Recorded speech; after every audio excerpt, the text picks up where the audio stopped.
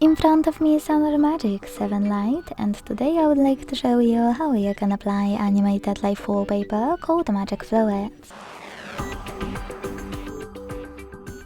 Begin by opening Play Store and downloading free app called Magic Fluids Lite Fluid Sim from Mad Scientist. When it's ready, launch it, and to mute the music, click at the bottom left corner. Then select Consent in the pop-up. Click on the top left corner, manage all of those options however you want to, and when you finish, click at the top right corner.